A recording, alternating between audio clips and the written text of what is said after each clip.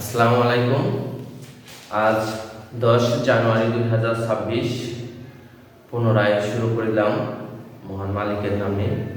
আপনারা সবাই দোয়া করবেন আমি যেন সুন্দর করে কিছু টেকনিক্যাল ক্লাস পরীক্ষার্থী স্টুডেন্টদেরকে সুন্দর করে দেখাতে পারি। আজকে প্রথমে শুরুতে সহজ একটি টপিক ট্যাগ কোশ্চেন নিয়ে শুরু করতে চাচ্ছি। ট্যাগ কোশ্চেন আলোচনাটা করতে চাচ্ছি। প্রথমে এখানে লেখা আছে ট্যাগ এবং কোশ্চেনস, দুইটা শব্দ, এটাকে ট্যাগ কোশ্চেন বলে। ট্যাগ কোশ্চেন শব্দটি, ট্যাগ শব্দের অর্থ হলো জুড়ে দেওয়া, আর কোশ্চেন শব্দ প্রশ্ন, প্রশ্ন জুড়ে দেওয়া। একটা ছোট বাক্যের নিচে মানে শেষে প্রশ্ন জুড়ে দেওয়াটাকে ট্যাগ কোশ্চেন বলা হয়। যেমন বলা হইতেছে রবি ইজ এ স্টুডেন্ট।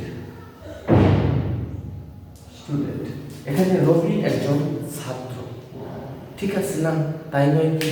এইরকম ছোট কথাকে যোগ করে দেওয়াটাকে ট্যাগ কোশ্চেন বলা হয়। যেমন এটা ট্যাগ কোশ্চেন হবে যে রবি ইজেন্ট হি। তবে এখানে আমি কয়েকটা টপিকস বোঝানোর চেষ্টা করব। যেমন প্রথমে সাবজেক্টটার পরিবর্তে আমাকে প্রোনাউন ইউজ করতে হয়েছে হি, এবং বাক্যটা অ্যাফার্মেটিভ আছে, এটাকে আমরা নেগেটিভ করে প্রশ্ন করেছি। যদি বাক্য নেগেটিভ থাকতো তাহলে আমরা অ্যাফার্মেটিভ প্রশ্ন করতাম। যেমন রবি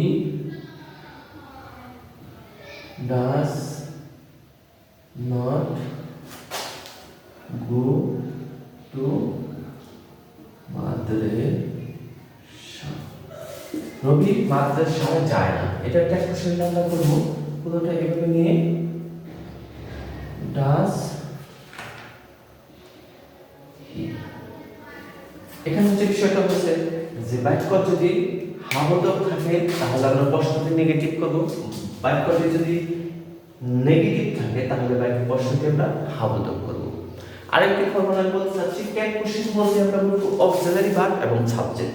অক্সিলারি ভার্ব এবং সাবজেক্টটা যদি আমরা আইডেন্টিফাই করতে পারি একটা সেন্টেন্সের মধ্যে ট্যাগ কোশ্চেন আমাদের সহজ হয়ে যাবে।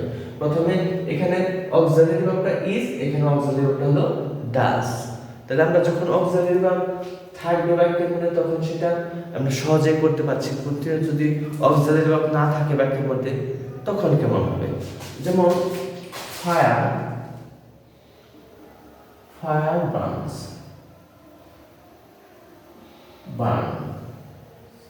ফায়ার বার্নস, আগুন পোড়ায়। ফায়ার বার্নস আগুন পোড়ায়।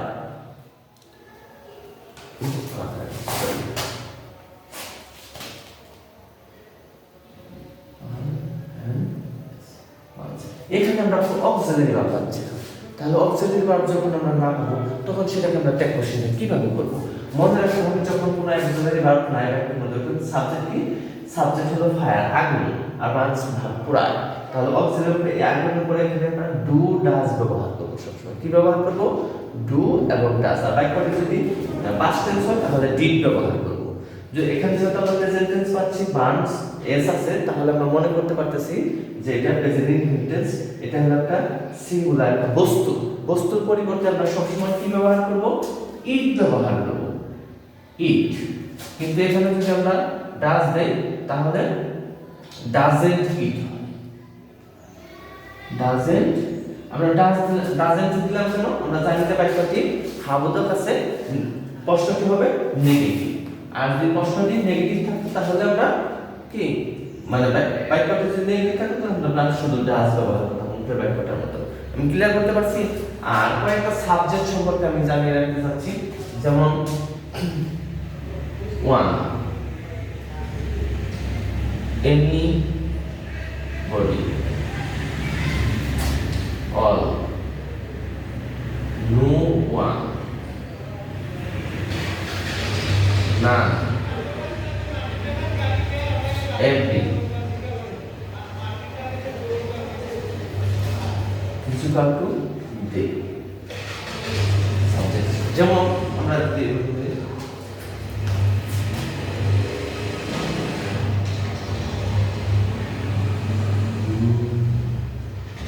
none of them কি বলতেছে? একটা বাক্য আমি ইচ্ছে হচ্ছে সহজ দেখি আপনাদের জন্য।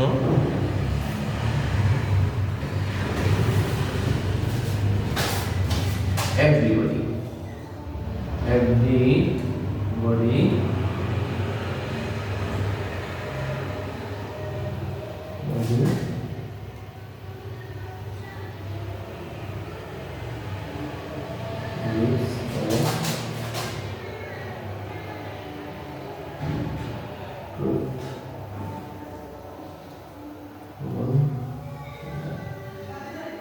সত্যবাদীকে সবাই বিশ্বাস করে। তাহলে আমরা এর পরিবর্তে নেব দে। আমরা আগে বলেছি যদি অক্সিলারি না পাই তাহলে ডু ডাজ ব্যবহার করব। দের সাথে অবশ্যই ডন্ট হয়, ডন্ট দে, শেষ। একেবারে সহজ। এই সাবজেক্টগুলো আমরা যেখানে পাবো এর পরিবর্তে আমরা দে দিব। আর কিছু বাক্য আছে ইম্পারেটিভ সেন্টেন্সের ক্ষেত্রে, যেমন একটা বাক্য দেখতে অনেক সময় মানে অ্যাফার্মেটিভ মনে হয় কিন্তু বাক্যটি নেগেটিভ হয়। যেমন হার্ডলি একটা শব্দ আছে, যেমন আমি উপরের বাক্যটা মুছে দিচ্ছি আপনাদের।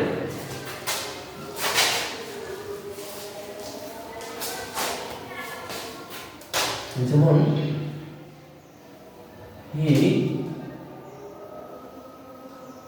হার্ডলি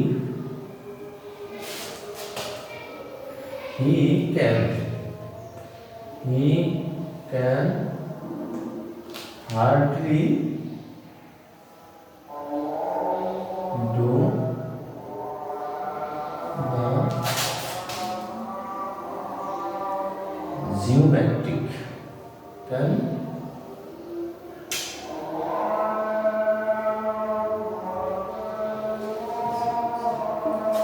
মানে সে খুব একটা গণিত মানে অঙ্ক করতে পারে না। এখানে আমরা সরাসরি বা এই হার্ডলি শব্দ দ্বারা আমরা বুঝবো নেগেটিভ, এই জন্য শুধু উত্তরটা হবে ক্যান। তো আজকে এ পর্যন্তই। আগামী ক্লাসে আমরা কয়েকটি গুরুত্বপূর্ণ সরাসরি বাক্যের ট্যাগ কোশ্চেন দেব। আশা করি দেখলে আপনারা উপকৃত হবেন। যারা পরীক্ষার্থী কমন দেখে কিছু বাক্য দেবো যেগুলো পরীক্ষা আসার মতো, সেই বাক্যগুলো আগামী ক্লাসে আমরা দেব। ভালো থাকবেন সবাই। আসসালামু আলাইকুম।